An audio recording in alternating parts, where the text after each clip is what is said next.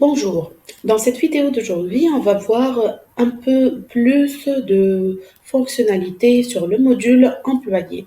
Donc voilà l'interface principale de dos. On clique sur le module employé et voilà l'interface qui apparaît. Donc la première icône et la première fonctionnalité, c'est la création du client, de l'employé qu'on a déjà vu. Donc, mais on va faire un petit rappel, on clique sur créer et voilà la fenêtre qui va apparaître concernant la création de notre employé. Donc, on trouve ici le nom d'employé, toutes les informations professionnelles, les informations personnelles et les paramètres de RH. D'autant plus, on peut configurer si notre employé travaille à temps partiel ou bien à temps complet. Ici, on peut joindre la feuille de temps, le contrat et les feuilles de paie. Et si jamais notre employé n'existe plus, il suffit de cliquer sur ce bouton pour l'archiver. Donc, c'était un petit récapitulatif de la création de l'employé. Donc, je passe à la création du contrat.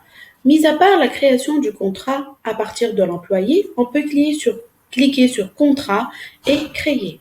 Comme ça, on peut créer un contrat.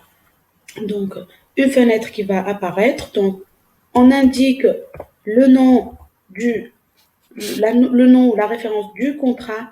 On choisit l'employé concerné, son département, le poste occupé, la structure salariale de cet employé qui est bien évidemment, je rappelle encore, dans notre cas, structure de salaire tunisienne. Je mentionne aussi son salaire brut et je vérifie les autres informations pour voir la date du début du contrat, du contrat, la date de fin de la période d'essai, les heures de travail et toute autre information. Donc, je sauvegarde et mon client et mon contrat est à l'état nouveau. Donc, pour que mon contrat soit fonctionnel, il doit directement passer à l'état en cours. Donc, c'est un simple drag and drop et voilà, mon contrat est en cours. Maintenant, on va supposer que mon premier CDD 1.1 est expiré. Donc, il n'est plus valide. Donc, je le déplace à l'état expiré et mon CDI est à renouveler. Donc, je peux déplacer mes contrats par un simple drag and drop selon leur date de validité. Donc, je passe vite fait aux départements. Donc, les départements vont dépendre de l'activité de mon entreprise. Donc, il suffit de cliquer sur créer et de créer un département. Donc, départ 3 par exemple. Donc, je peux configurer un département par an. Donc, si c'est un sous-département, donc voilà, le production et le gestionnaire ou bien le responsable de ce département. Et je sauvegarde. Je peux configurer autant de départements dont j'en ai besoin dans mon entreprise. Donc, je finis par la configuration et le job positions.